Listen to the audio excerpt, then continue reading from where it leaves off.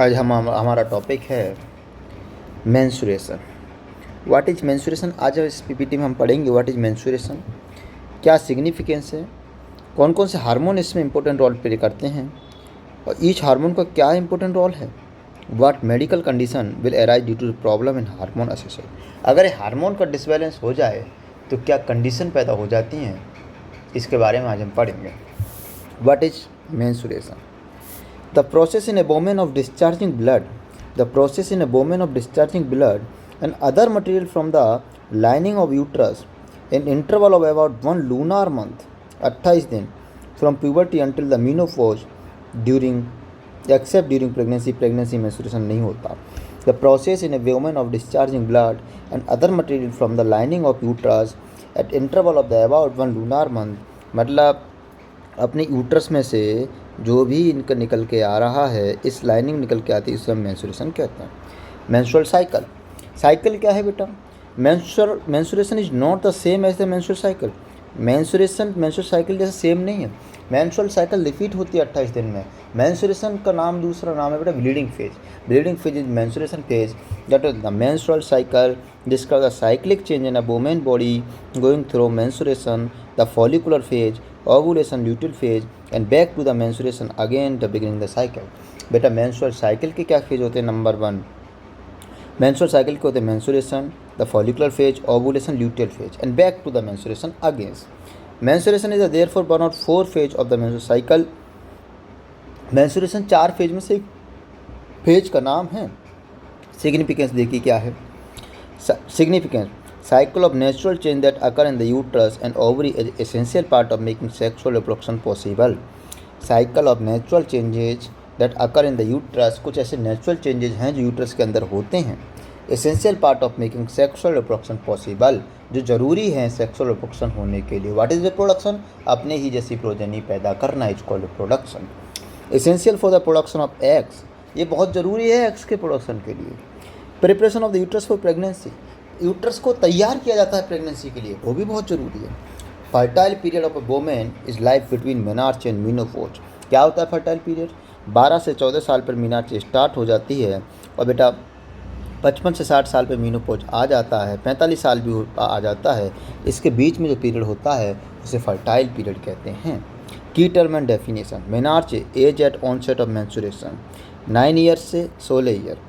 Menarche as generally 12 साल बताई गई है, लेकिन जनरली अगर मैं बताऊं प्यूबर्टी हमारी 13 और 14 साल पर आती है। Primary amenorrhoea, menorrhoea absence of menstrual cycle despite sign of puberty. Primary amenorrhoea के भाई साहब। Secondary amenorrhoea absence of menstruation for 3 to 6 months in a women who previously menstruated, जो पहले मेंस्ट्रुअल साइकिल उसमें चल चुकी है लेकिन अब मेंस्ट्रुअल साइकिल नहीं चल रही, इसका मतलब secondary amenorrhoea. Dysfunctional uterine bleeding, irregular bleeding due to anovulation of anovulatory cycle. Key term and definition. Menorrhagia regular menstrual interval, excessive flow and duration. Menorrhagia. Metrorrhagia irregular menstrual interval, excessive flow and duration.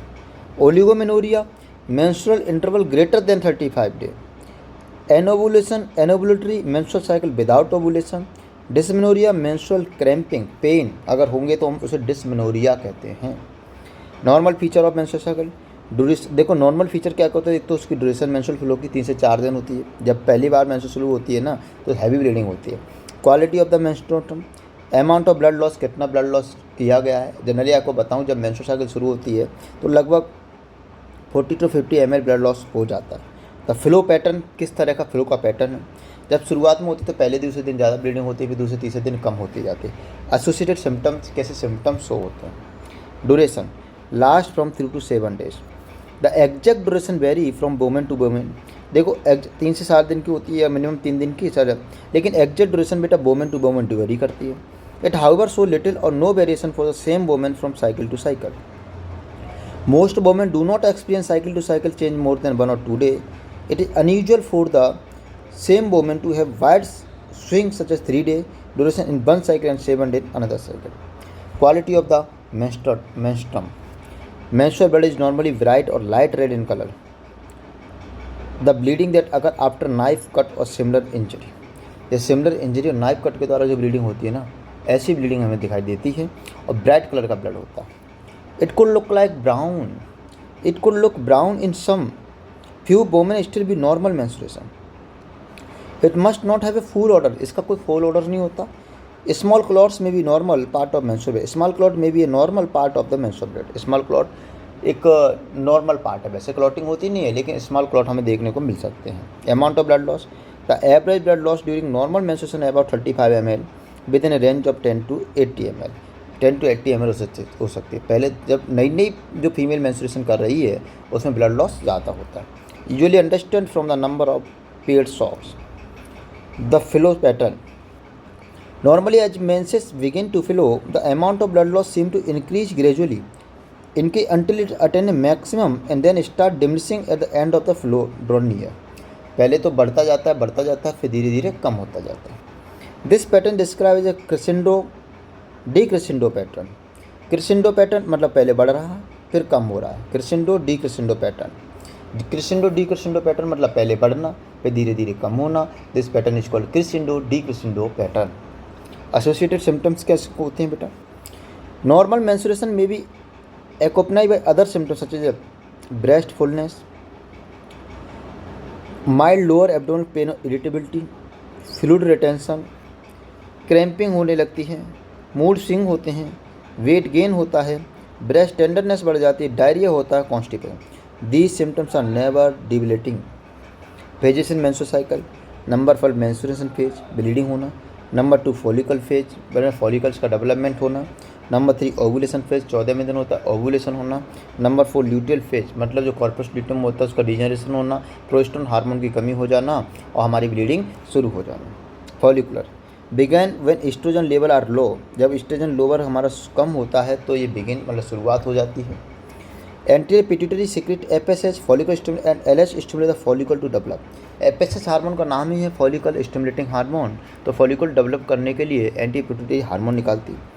Cell around egg enlarge release oestrogen, और cell around eggs के around की जो cell होती हैं, जैसे मान लो egg है, एग के अराउंड की जो सेल होती है इलाज करने लगती है कि मैं ओवम बनाऊंगी, तो ये एक ही सेल ओवम बनाती है। This cause this uterine lining to thicken, जैसे यूट्रस की अब इसी समय क्या होता है यूट्रस की लाइनिंग भी थिक होने लगती है, यानी एंडोमेट्रियम थिकनिंग होने लगती है। Ovulation, LH and FSH still being released, LH and FSH still being released for another 3 to 4 days।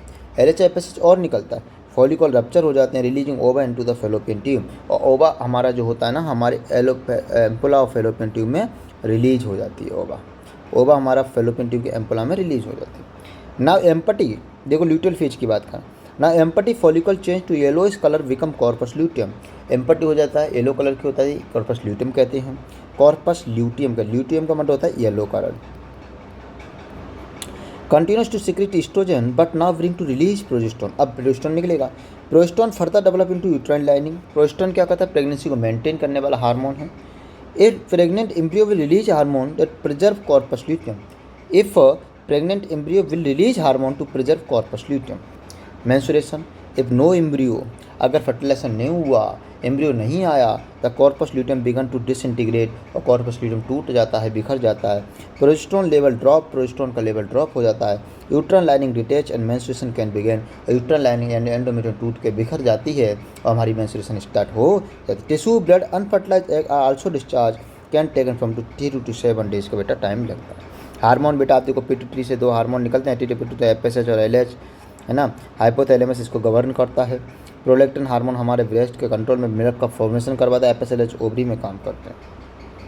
इसके बाद ये कहानी होने के बाद एफएसएच का मामला एंटी पिट्यूटरी से निकलता है। फंक्शन इसका फॉलिकल ग्रोथ करवाता है, इसमें ईस्ट्रोजन सिक्रीशन, ईस्ट्रोजन ओवरी से निकलता है, development of endometrium, stimulate LH secretion, inhibit LH and FSH.